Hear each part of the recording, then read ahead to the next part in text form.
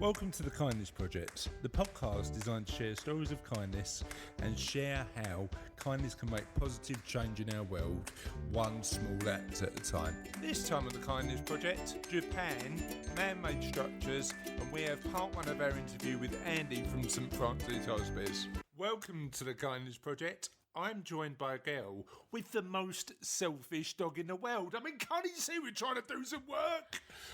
And I'm joined by a man who looks great in fake makeup. What? Where's that from? I know, I was trying to make a reference to the whole photo booth thing and I just... Oh, yeah. So if you, in case you don't know, Charlotte and I have just come back from Japan. We took a jolly jaunt. Is that what you'd call it? A jolly jaunt? It was jolly. I had an amazing time in Japan. So did I.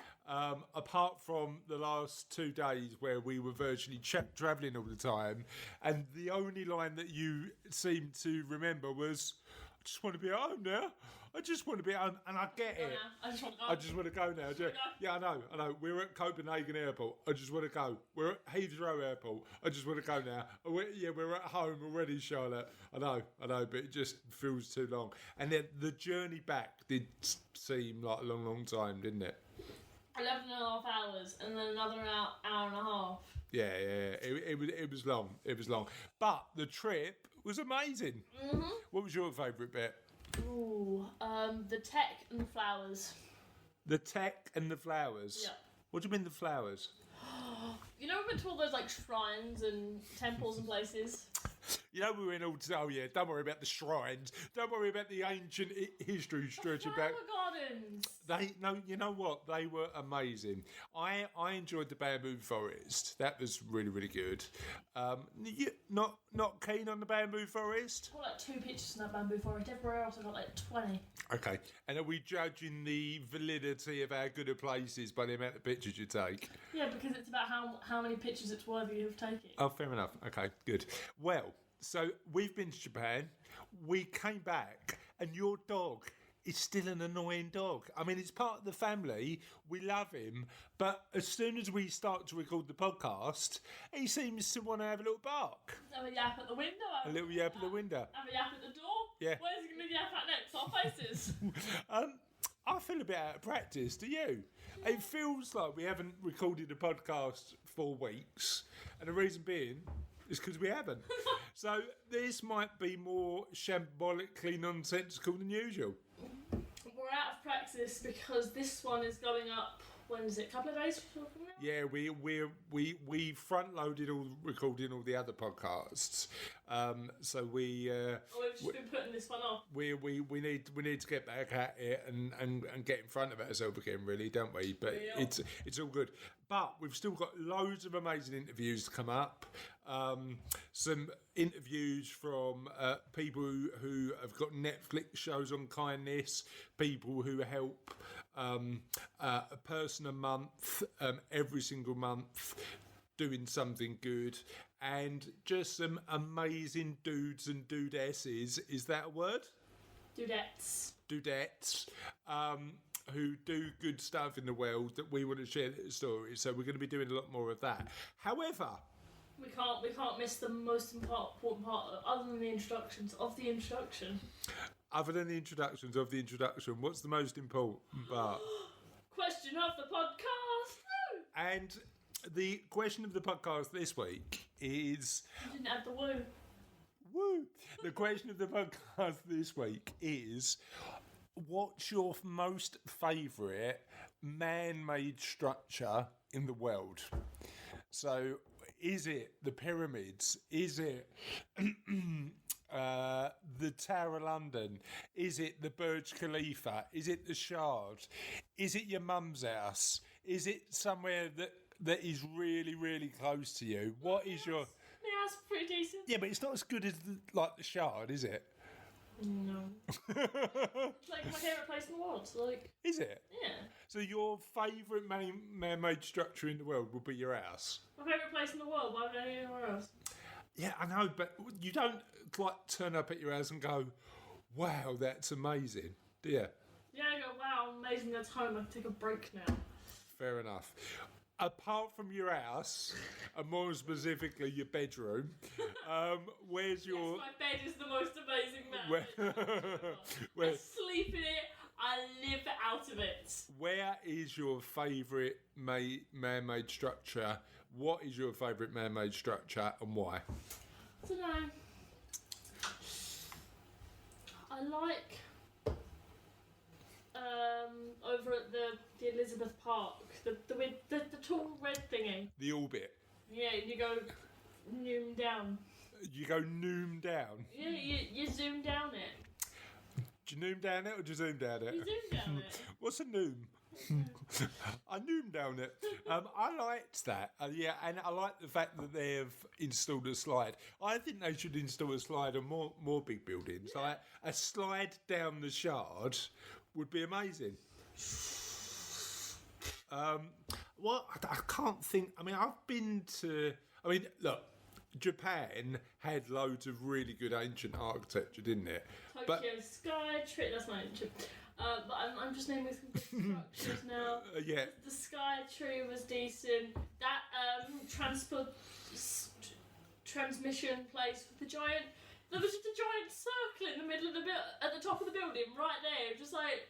Yeah, but the London has got some made in buildings as well. One of my favourites is the Gherkin, and I think they should name more buildings after foodstuffs. I'd like to see. They do it in London though. They just name their buildings after random objects, like the Shards, Well, the Gherkin, the cheese grater. I'd like to see the orbit in the Olympic Park renamed. The Slippy Slide. The Slippy Side's not a bad move actually, but I think they should rename it in tribute of the old chocolate bar, the Curly Whirly. Just call it the Curly Whirly. And I think we should go about. I still love a good Curly Whirly.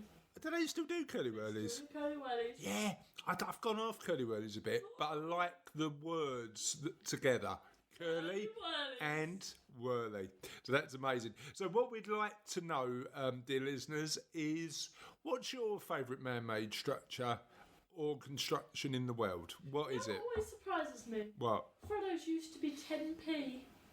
I don't know why. I don't think you were born when Freddos were 10p, were you? No. What's the least you've ever paid for a Freddo? 20p. 20p? That's inflation, isn't it? Yeah. That is inflation.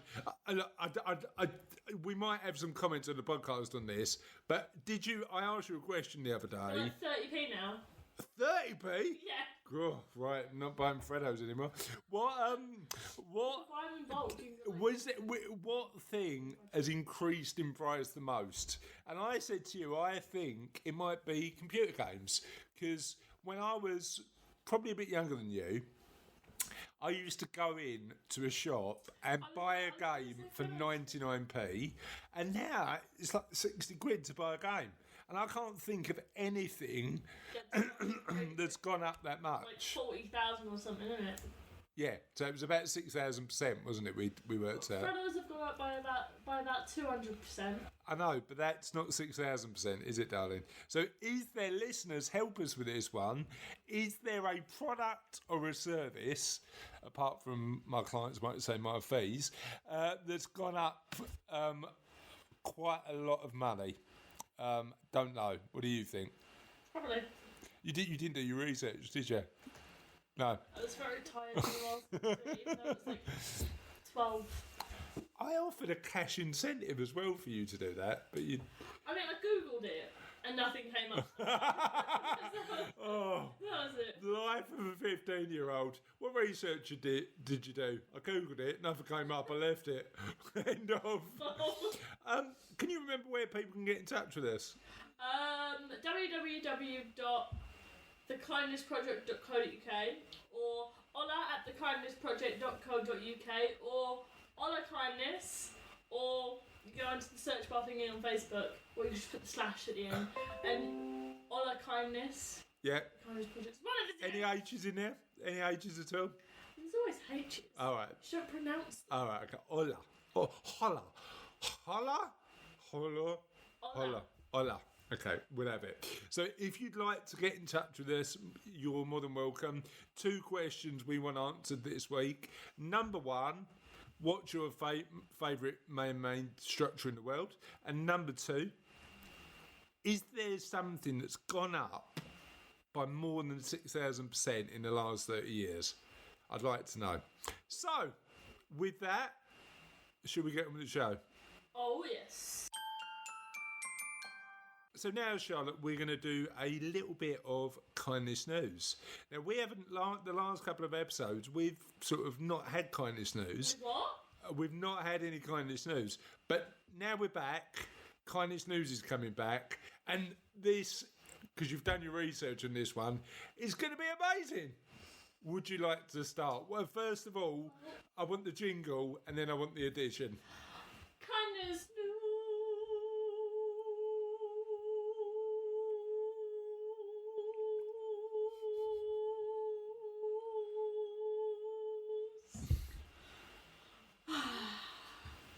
Video game edition. Video game edition, I like it. Can we just have a little conversation about Japan again and Bishi Bashi Challenge? I mean, Bishi Bashi Challenge is just the best game ever, isn't it? It is. Yeah, it is. I just kind of want to get on with my news. Oh, go on then, can you get on with your news? I thought we were having a chat. Go on then. This is a podcast. They expect things from us. All right, fair Father. enough. Fair enough. Question number 3 of the podcast. Do you love Bishi Bashi? If you don't, you're wrong. So go on. There's no point in answering. No, because it's if they have a different opinion, then they're just going to be scorned. I don't know if I go as far as scorned. Scolded. Scorned. Scorned. I don't like Bishi Bashi. Scold. Right, go on, give us your news. The V&A Dundee video game will teach players about empathy and kindness. We've been there. Yeah. Did we play that game? No. Right, tell us about the game. You just like, do you ever think this is why I picked this specific article? Go on then, tell me. Plaything created by Will Anderson and Neil Tessia Lavigne. Will let gamers take on the role of both designer and player by creating their own characters. The Victorian Albert Museum, Dundee, had commissioned its first online video game, which was based on the concept of empathy.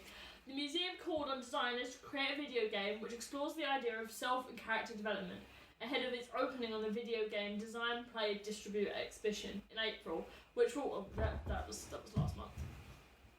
Okay, tell us more. Which will be moving up from the V&A in London, where it is currently on show. We need to get some of that in our lives. I want to go and see that. Soon, if it's being released for the exhibition next month. We'll have a look. The winning game, Plaything, will be created by animated filmmaker Will Anderson and game maker Neil Lavigne, both from the Scottish Highlands, who will be working together for the first time.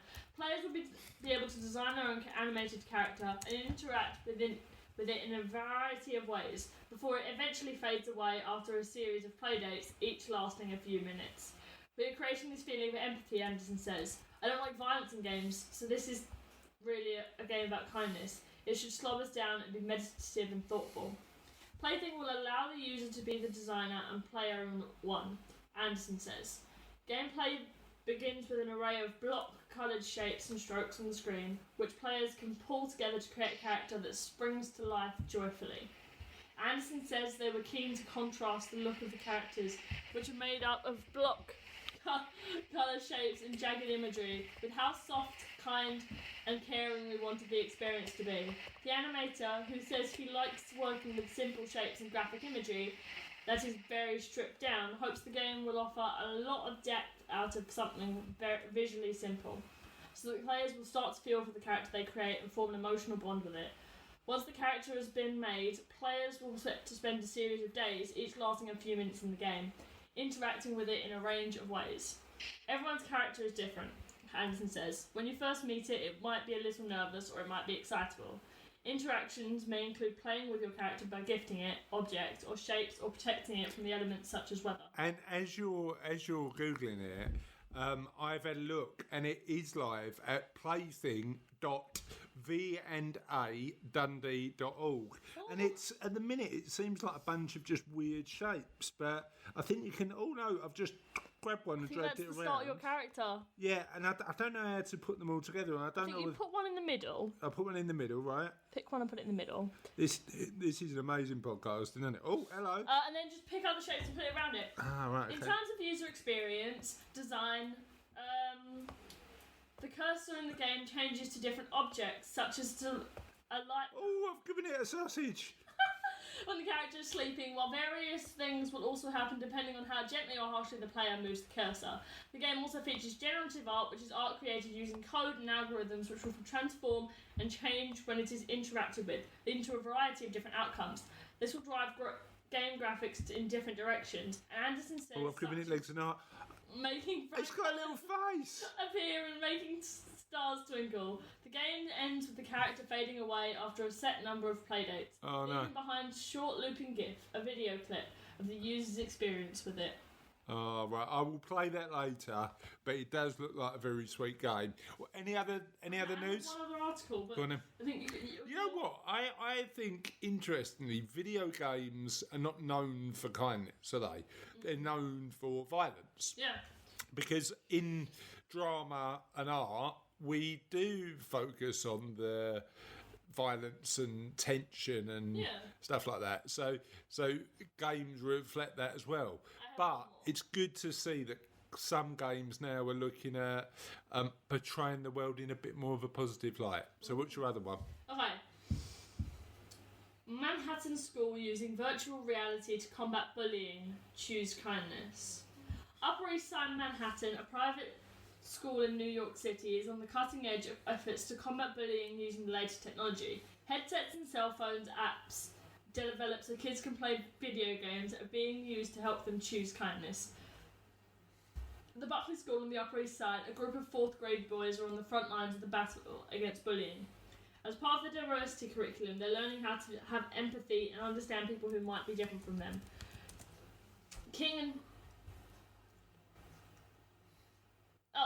Buckley's Director of Technology, Julie King, said, King and teacher Willie I can't pronounce this funky cool surnames. I like the way you got angry at funky cool surnames. Stop having funky cool surnames, people. Just call him Alan or Dave. Willie. Willie? Call him a Willie. No, that's his first name. His second name is Dominic Guez. I don't know. Willie Where's Willie? Willie Dominic Guez. Known as VR, to show kids how to cope with real life situations. The most powerful thing about using virtual reality for this is that it's an immersive experience, King said. The experiment begins with an app called CoSpaces, which Buckley student Misha Thomas explained is an app you can get on your computer. You can look it up on Google or Safari. It's a virtual reality game that you can make stuff with. What's it called? CoSpaces. Okay, I'll have a look. After we've recorded the podcast. Thomas and classmates use it to create scenarios that play out in their headsets. What each boy sees is projected to the others, so the entire class gets to share a common experience, which is a big part of what makes VR so effective. To be able to put another person in their shoes, to see what they saw, to begin to feel what they felt, that's how it becomes a more deep experience. Love it. I really enjoyed those, particularly because I like good things happening to good people, and I like computer games, so it combines two of my favourite things. Thank you, my darling. You're welcome. I wasn't going to go anywhere until you said that. Thank you. So this week's interview is one I absolutely loved. It's by, I interviewed a guy called Andy. Now, Andy's a volunteer at St Francis Hospice based in Essex. Yeah. An amazing guy. A really, really decent... Was you just about to drink my coffee there and then realised it was coffee? I was about to drink coffee and then I realised you take no sugars. Oh, right, okay, fair enough. Should we talk about Andy, seeing as he was generous enough to come on the podcast? So Andy is an amazing guy. fundraiser for St Francis Hospice, and in this podcast, Andy shares his personal story, why he's so committed to helping St Francis Hospice, and generally we have a really good chinwag. Should we listen to the interview? Oh yes. Hi Andy, how are you? I'm absolutely fine. You know what? Thanks for joining us today. Really appreciate it. I'm actually quite excited about having a chat with you. I think we're going to get on pretty well. I think it's going to be just great. Good stuff. So, firstly, I know we're going to talk a lot about the hospice. I'm really interested in doing that. But before we start that, tell me a little bit about you. Sure. I'm 51 years old. Okay. I live in Romford, Okay. which is, of course, very close to St Francis Hospice. I don't come from a fundraising background whatsoever. Okay. I was a printer for 26 years. Okay. When did you change? I was made redundant around about 8 years ago from where we are now. Okay. So, but I'd been, as I'll tell you as we go, I'd been in contact with the hospice before I was made redundant. I'd become a supporter some years before. Yeah. The reason I really became connected with St Francis Hospice, as I said, I grew up in Collier Row in Romford. I lived there before the hospice actually opened its doors. But it wasn't until you have a connection, Chris. Yeah. And what happened was I lived locally, had lots of friends, and used to go on regular camping weekends with a family, and really was part of their extended family. Okay. And we did this pretty much every weekend through the good summer months, and I grew up with this family. And it wasn't until my friend's mum got very sick, Okay. very poorly, and that was really my first connection with the hospice and how the hospice came in and supported them as a family. Yeah. How old was she? She was, I think she was only in her early 50s at that Okay, point. so pretty young. Yes. Yeah. Which a lot is the misconception, because a lot of people consider or think that hospice is really around the elderly, Yeah. and that's not true at all. Yeah. We are, for anybody that's- we go from the ages of 18 up. Okay. So we are an adult hospice. We're not, but it's from the ages of 18 up. So, And outside of your interest in the hospice, what do you love doing? funny enough, it's really what brought me to the hospice. I have DJ'd for over 30 years. Okay. So when some 9-10 years ago, when I started doing my own events, Yeah. I wanted to do something for the hospice Yeah, because give of the something care. back. Yeah, Yeah, because the gotcha. care they gave to my friend's mum. So, but I was a printer then, Yeah. and what happened was around the time I was doing my event for the hospice, it looked like I was going to be made redundant in my working life. Yeah. But I still went ahead, did my event, paid my donation. Gotcha. And it was when I was working with the community fundraising team then that they said, actually, the hospice are putting together a very small team of people that will go out and talk to people about the work of the hospice. And they said, you would be ideal. Amazing. That was 8 years ago, almost 8 years ago. You're still there now. I'm still there now. All right, talk to me. We're going to get onto the hospice, but talk to me about the DJ deck you've got. Is it a smoke machine? Is it lights? What are we looking at? There's two schools of thought on this. I've done many mobile DJ things over 30 years. Okay. As I said, I'm 51. Started that when I was 17, before I was even driving. Yeah. So yes, I've got all, but I also run my own events, Chris. So when you just said about smoke machines, there's a big difference between doing someone's anniversary party or birthday party to putting on a full event, which quite a few people attend. So then comes the smoke machines and the lasers and things like that. So And music. What kind of music? really, my heart is in soul music. Okay. That's where it is. But in saying that, my father's still alive at 95, so I have his influences. I have two older brothers. Yeah. We all take something from someone. What musical influences come from your dad? Sinatra, Yeah, it's a big band. Sinatra, Glenn Miller. Yeah, gotcha. So, gotcha. and he still plays all that now. Tell you what, I'm loving a bit of soul music at the minute. I love Spotify. Okay. So I've got a Spotify account, and the thing that I love about Spotify is it nudges me to listen to music I might not normally listen to. Okay. And there's an amazing playlist on there called Sweet Soul Sunday, and it's full of new soul songs. Right. Like brand new. And there's a guy called Sam Henshaw, I don't know if you've heard of him. Okay. Who is like a guy from North London who sounds like he's from the Deep South. Right. Do you know what I mean? He's got an amazing voice. So that's you might, as somebody who's into music more than me, you might listen to him and go, I'm not so keen, Chris, but... You know what, Chris, what you're saying about joining Spotify and it leading you to other things. It's a bit like going on YouTube for the evening. Yeah. You go to find something, and down the right hand side, you can be there for be there for the next 3 weeks if you want it to be. So It's true. So you've talked a little bit about your involvement and how you started your involvement with St Francis Hospice. Tell me a little bit about St Francis Hospice itself. Sure. Well, this year we celebrate 35 years of care in this community. Amazing. It's a very, very unique organisation. It's a lot of people don't realise we're one of the largest adult hospices in the UK because we cover Havering, Brentwood, Barking and Dagenham, Redbridge and parts of West Essex as well. Why is that? Is that just because of the way that hospices work? And the wonderful thing about hospices, they are not in competition with one another. Yeah.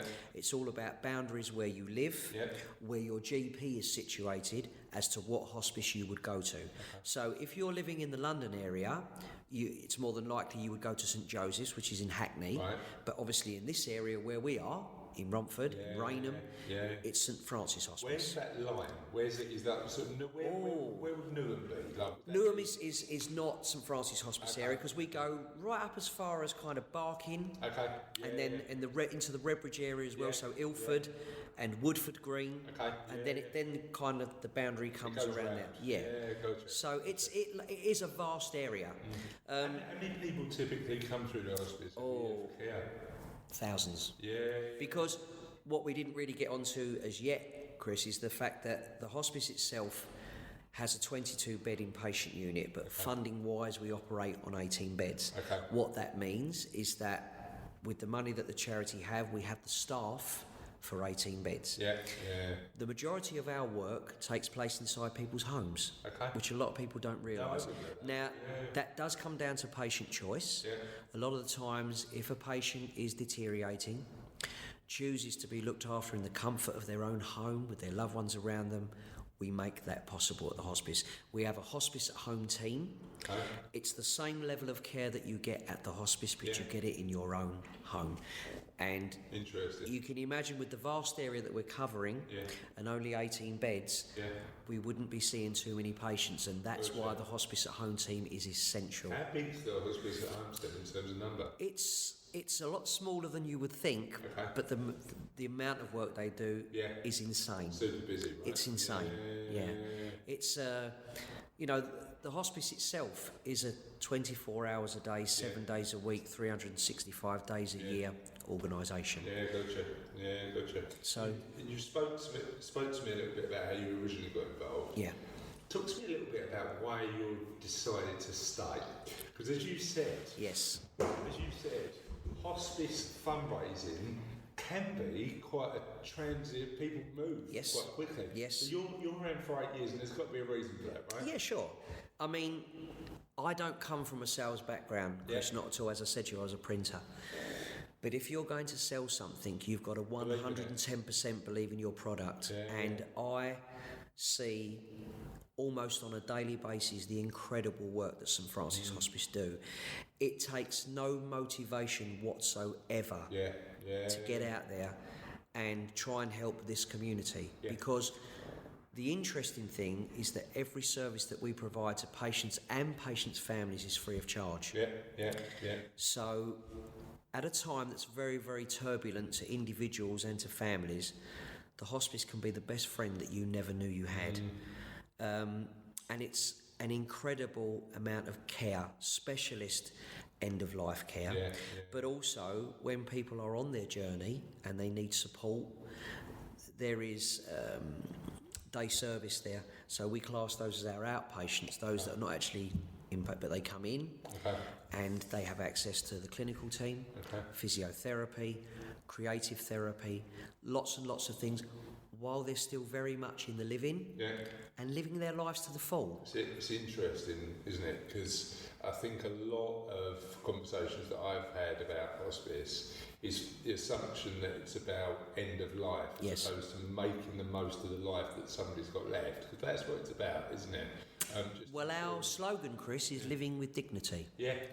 So, and this is what we do. We add days to people's lives, and to the very best. And you would be, we're only chatting for so long. I've got stories that will go long into the night of the different people that I've met along my journey.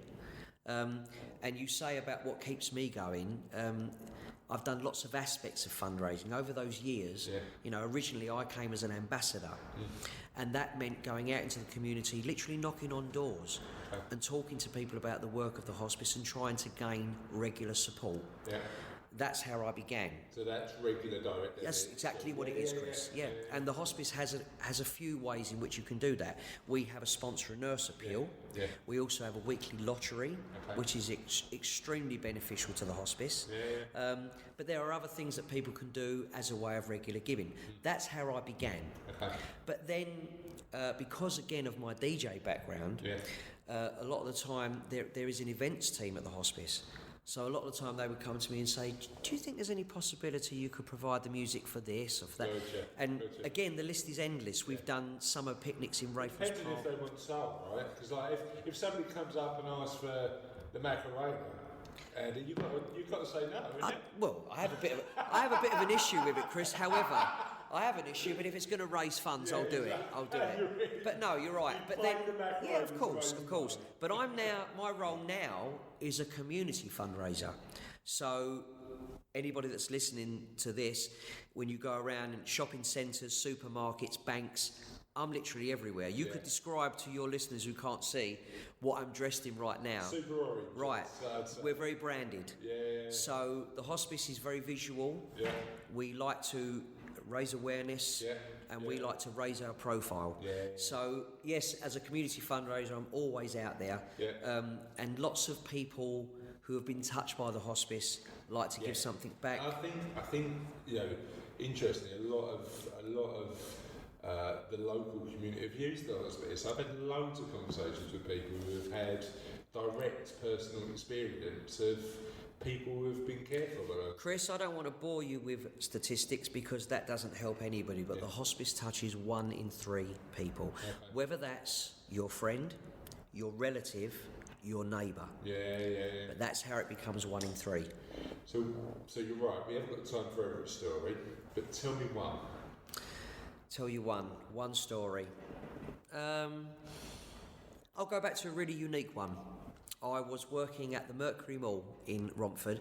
We've been their chosen charity for 3 years, or maybe even more than that now. Tremendous supporters of the hospice. And what they do is they provide us a platform, Chris. So we might go in with just a podium, or we might go in with a table of merchandise and we set up. And local people will come up and talk. They'll buy something, a pen, a torch, a key ring. It all raises money. But it's conversations that take place and it's raising awareness. But one day, a lady came up to me and she said to me, young man, she said, do you know I was the first person to ever marry at the hospice itself? And I was kind of taken back by this because I know we have a chapel there, and I knew obviously things like that are possible, but I didn't know. So I said to her, can you tell me what's going on? And she said what it was, myself and my husband now were planning our wedding, and he was having his brother as his best man, and everything was on course. And then all of a sudden his brother got very sick, and it was very rapid. And she said it became very obvious that his brother probably wasn't going to make the original date that they had set. So they approached the hospice and they said, is there anything that we can do about this? And I'm really proud and pleased to tell you that a registrar was brought in, and they used the chapel itself, and the brother, who was very sick, played his part in that wedding. Amazing, love it. Truly incredible. And you can read about that on the website. It's just because... That's a memory for that couple for life. Absolutely. And she was telling me that they come back every year on their wedding anniversary to both make a donation and to touch base of the memories that they shared with their... and she was happy. She was very happy. When she was telling me this story, she said it meant so much to us that the brother was able to take part in the day.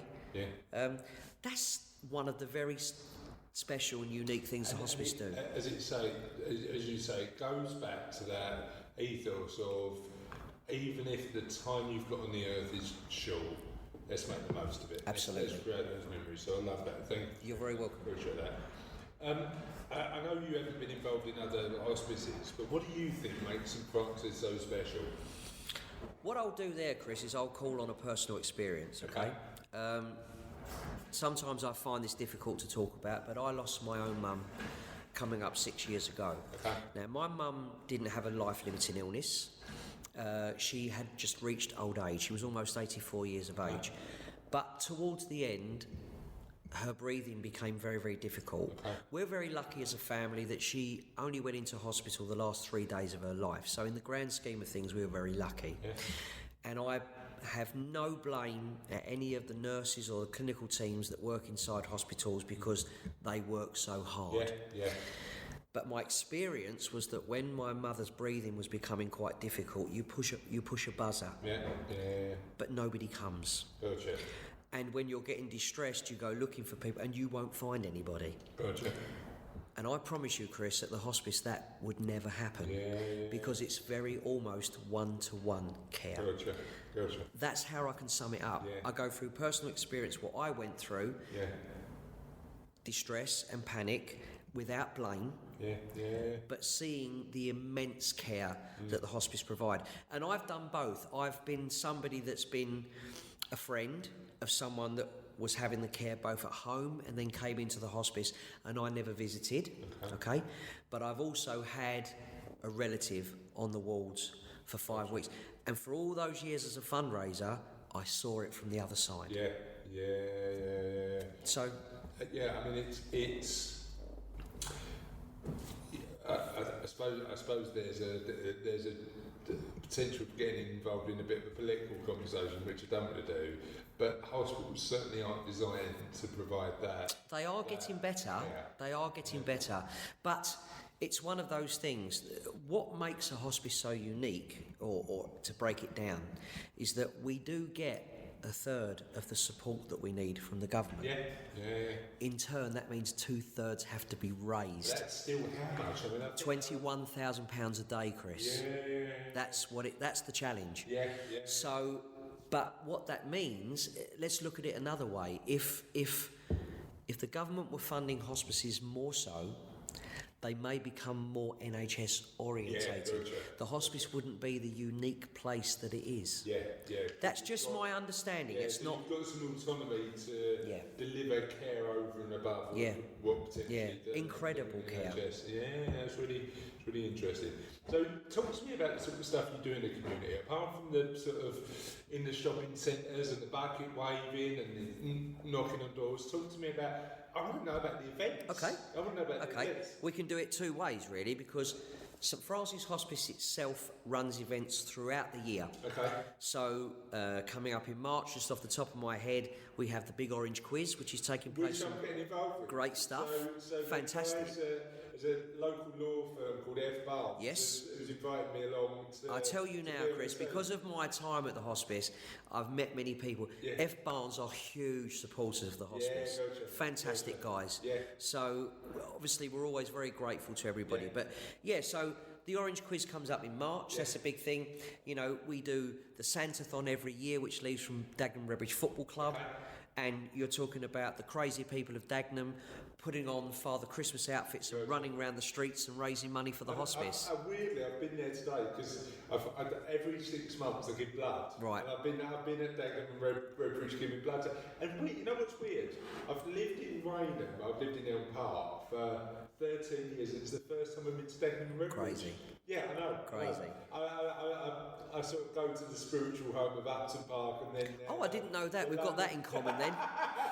What do you think of the new stadium? I actually, haters gonna hate. I love the new stadium. Yeah. Because I'm now in the Billy Bond stand. It's only been that for a week, but I moved when we moved. That was awesome. But my seat is fantastic. Yeah. It's fantastic, and this is the first season since we've been at the stadium where the football's been much better. Yeah, gotcha. We're not involved in a relegation dogfight this year. We're playing some good stuff. Good Do you know what? We can bring that back to the hospice as well, okay? Because maybe you do or maybe you don't know this. The West Ham Foundation choose around 7 charities a year to partner up with, and we are one of their partners this year. So much so that the Liverpool game recently at the London Stadium was our game. Gotcha. So we could do bucket collection, and I was asked, as well as a doctor, to go pitch side and do an interview, which went out 30 minutes before kick-off, live. Love it. So we interview a lot of people who are doing awesome stuff across the world, but because we're East London at heart, we interviewed East End Community Foundation the other day. Tracy Walsh is the MD there, and they're one of their West Ham chosen charities as well. So we know a lot about that. But I like the new stadium because I was super excited when the Olympics came, and it was just. I get the arguments about the football not being as good and stuff like that. And being too far away. Yeah. However, I can put my hand on my heart and say that when I came through the turnstiles and I walked up the steps to see it for the first time, I was very emotional. Very much to see that was our new home, and how they changed it from the Olympics to the claret and blue. It felt fantastic. But then, of course, we all had aspirations. We'll be in the Champions League next season. It doesn't. You can't change your team by moving the stadium. No, but we were talking about events anyway, Chris, and I was saying that you can do the big quiz and you can do the Santathon, etc. But also, there's what we class as third-party events, and that's usually where a family have come through the services in one way, they've lost their loved one, and then they want to do something. So it might be that they'll do a charity ball, or it might be that they'll do an annual football match, and what they do is year on, year out, they keep doing more and more and more, they raise more all the time, and this is the life of a fundraiser, Chris. What happens is that I'll get an email or I'll get a phone call to say there's a family and their loved one passed 7 years ago and they do this annual football match, but actually we need you to go along and present trophies and say a few words, and I love my job. So I'll go along and do that. And then I do that and I present the trophies and I speak with the family and all the guys that have taken. A year later, I'm playing in that football match. This is what happens. So I get to the stage where, and I work closely with those families, and I see how all the years later what the hospice still means to them, what their support means to us. So that was the interview with Andy. What did you think of Andy? Cool. He's a very decent guy, and next week we'll be finishing off the interview.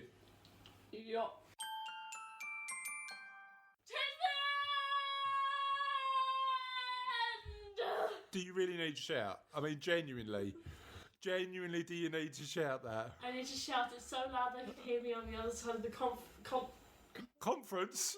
We're not at a conference. continent. A continent. Okay. What continent? This one. What, Europe? No. What continent then? Are we still part of Europe? Well, we're part of the continent of Europe. I think. Oh, I thought we were our own little continent. No, we're not our own little continent. That's what caused all this political shenanigans. People going, oh, we're our own little continent. Right. Regardless of us exiting the European Union, which clearly we're going to do now, at some point. I was expecting to be sorted by the time we got Well, back. you know what? I'm a bit gutted actually. Both of us, when we got on the plane, said, I bet they'd sort Brexit out by the time we get back from Japan. 10 days. Yeah. They'll sort it out by the time we get back. No. It was like 10 years ago. Guys, still not sorted.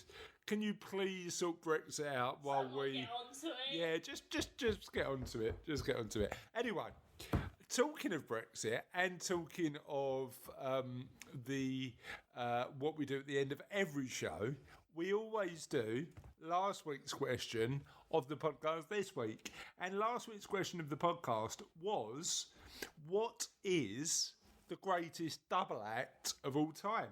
And the first answer we got was from our friend and yours, Mr. Sam Wybrow, who said Theresa May and Jeremy Corbyn. Well, he literally just put May and Corbyn. May and Corbyn. Greg Kingston thinks gin and tonic is the best double act of all time. And then he went really deep and said, joking aside, could I be a little bit sentimental and a little left field? My best personal double act is my mum and dad. No. I really like that. Sam Whitebrow loves this question because he's also come back and gone, the two Ronnies. My cousin Louise, who we love, said Laura and Hardy.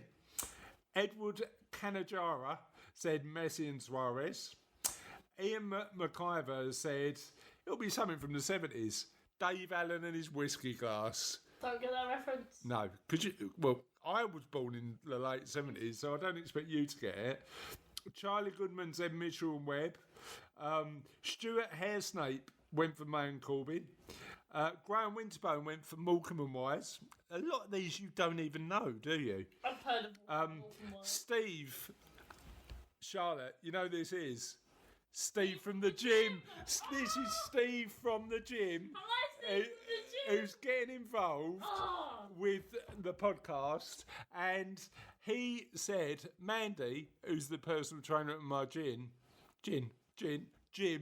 not gin, I don't drink gin when I'm at the gym. But he does when you get home. Man, all right, maybe I have one or two gins every now and again.